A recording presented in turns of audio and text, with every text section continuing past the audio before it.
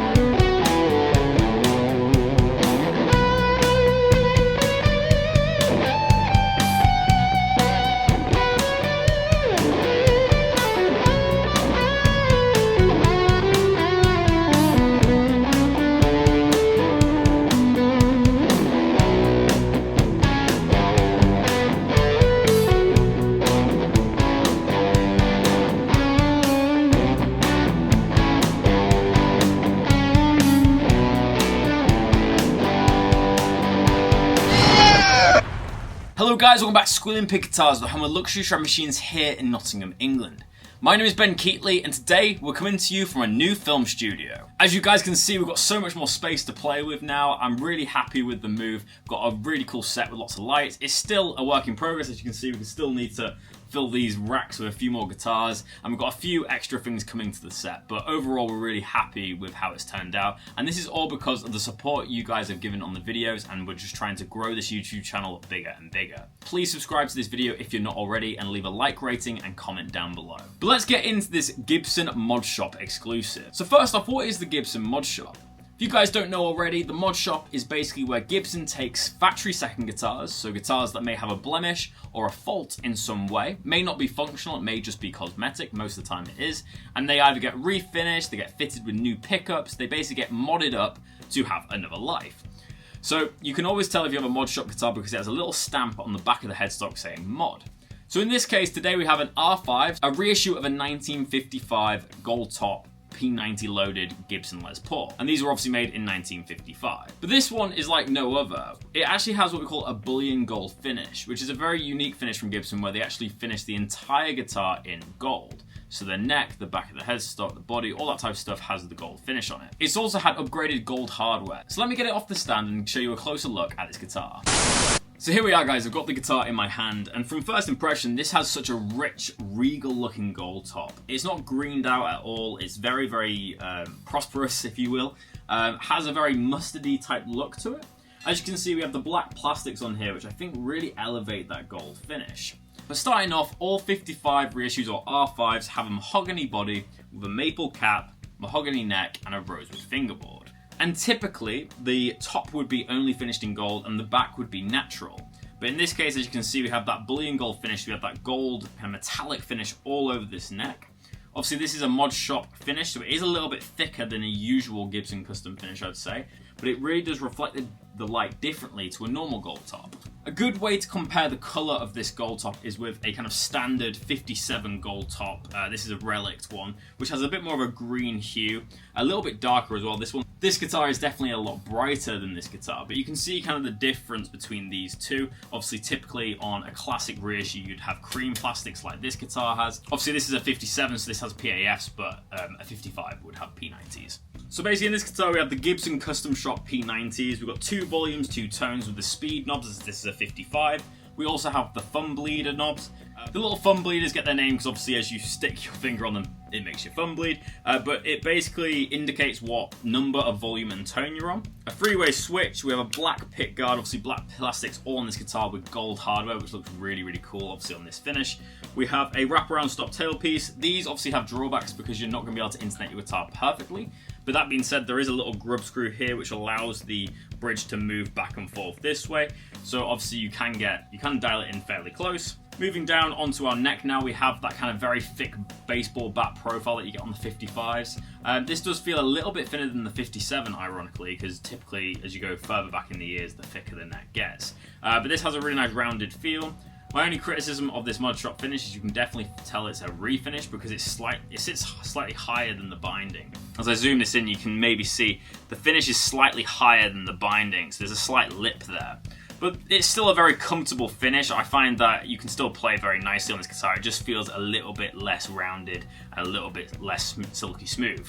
Typically, Gibson Les Pauls from the custom shop are absolutely perfect. You can barely feel the transition between binding and neck. Moving on, we have a nylon nut and we have the celluloid trapezoid inlays, which they were using at this time. We work down to the headstock. We've got a really nice regal looking headstock. The gold tuners really offset the black nicely, so we've got actually gold shafts on here, and we have the Clues on Style Gibson Deluxe, so as you can see on the back there, gold tuners with these kind of pearl tips. As you can see there, it's stamped mod, and our serial number is 5/2018. We have the gold Les Paul silkscreen and ambered over celluloid Gibson logo.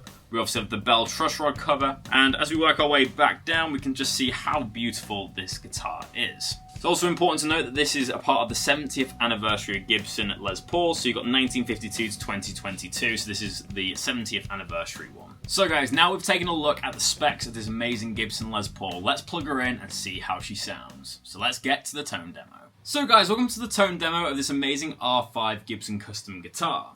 To start off with, I'm going to play the tone that I used in the intro of today's video, which was one of my own instrumental kind of compositions. This is the fuzz tone. This is on the bridge pickup. I'm actually layering a fuzz face pedal with a tube screamer, and I've got a little bit of reverb going on. So let's hear it.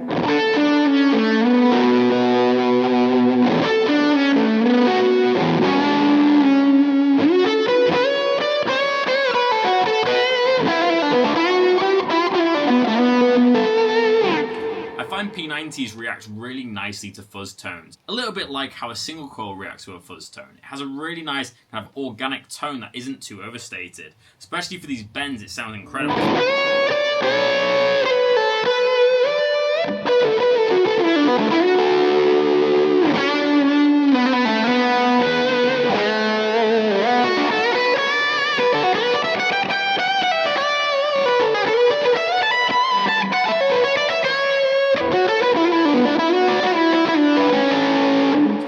Start playing as well.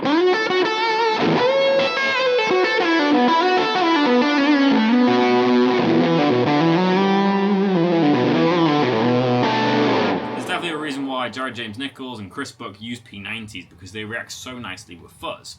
Typically, without a fuzz pedal, P90 bridge pickups can sound pretty harsh. So it's always nice to layer on a fuzz pedal and lower the tone a little bit to get a bit more of a woman tone going on. But this is just the standard kind of distortion tone from the bridge pickup. There's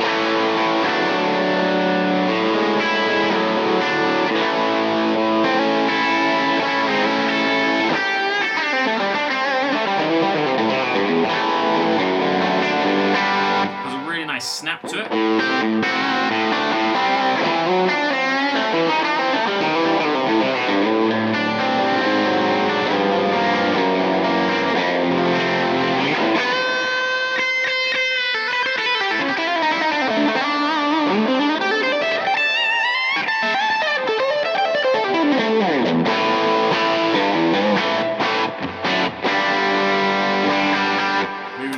Pickup, let's hear that on full game.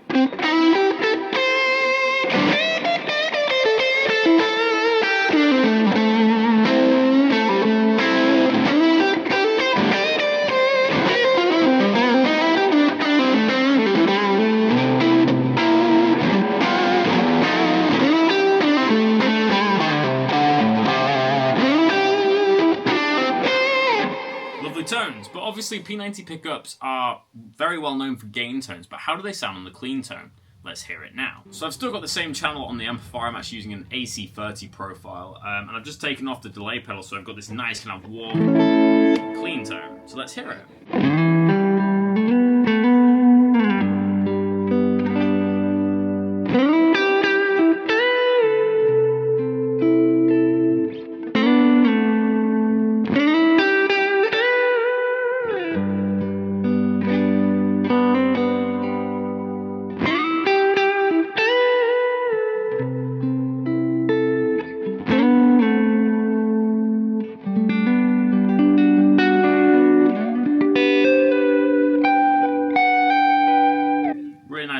clarity on that tone. Let's hear the middle position, which is the neck and the bridge.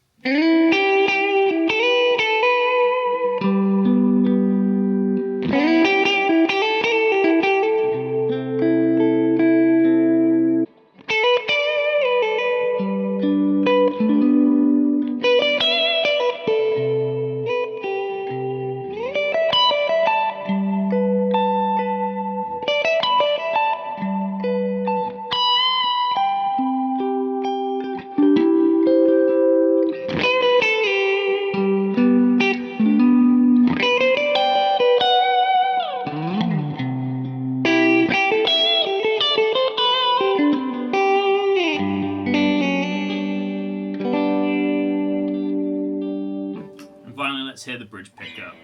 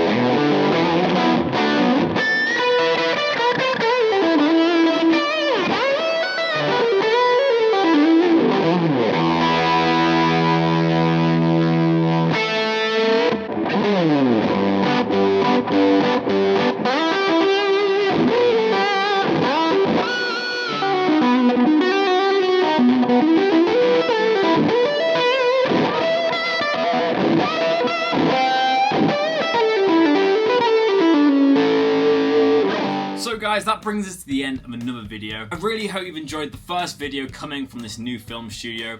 If you've enjoyed today's video, make sure to leave a like rating down below and subscribe to our channel for more videos. In terms of my personal review of this R5 and Bullion Gold, I think it's a really cool guitar. Obviously, the all gold is definitely going to divide opinions. I personally think it looks really classy. I don't think it looks gaudy at all. I really like the gold hardware and the black kind of plastics on this guitar. It looks really nice. In terms of the tones, I love P90 guitars, so I found that on the distortion channel they had a lot of clarity, all the notes seemed to come through and you can hear all the intervals of a chord, which I love to hear. Kind of had a similar character to the PAF, obviously, because that's what the PAF was created for, was to replicate the sound of a P90. So it has that nice treble.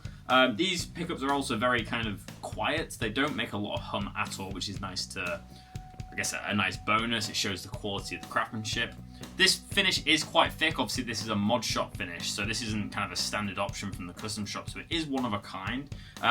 My main criticism of this guitar is the quality of that finish. Obviously, when you look at the neck, the binding sits lower than the finish, so you can kind of feel a little lip as you transition from the neck to the binding, which means it's not the most comfortable feeling guitar. Also, you can feel the fret edges quite a lot. Like, it's not the best made Gibson custom shop, if I'm being honest.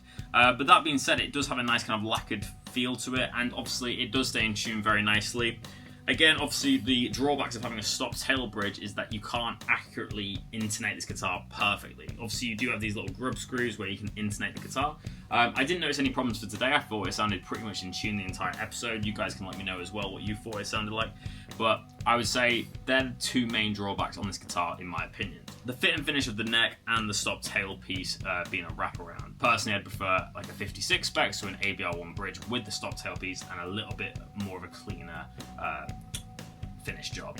So I'm going to rate this guitar 5 out of 10. That might seem like quite a low score for this guitar. Obviously visually it looks amazing, tonally it sounds amazing, but the playing experience wasn't up to scratch in comparison to other Gibson custom shop guitars that I play. For example, over there, I'm trying to look in the viewfinder of the camera, that Gibson 57 down there is a quality Gibson custom shop guitar. It's playing really nicely. And it's not to say that this guitar is not great. Obviously this is a mod shop, so it's a factory second that has been kind of rejigged, so obviously you're not expecting a perfect guitar here. But still, this is a very nice 70th anniversary R5 guitar. You're getting a little bit of that custom shop goodness for a lot cheaper at the price, and obviously it's a very unique looking guitar. So as I said, my personal review, I'm going to give this a 5 out of 10. But most importantly, guys, let me know in the comment section below, what do you think of this R5 Gibson custom shop guitar? It's a 70th anniversary, it's gold all over, it looks incredible. Let me know down below. But thank you so much for watching Squealing Pig Guitars. My name is Ben Keightley, and I'll see you tomorrow for another episode. But until then, keep rocking, guys. I'll see you soon.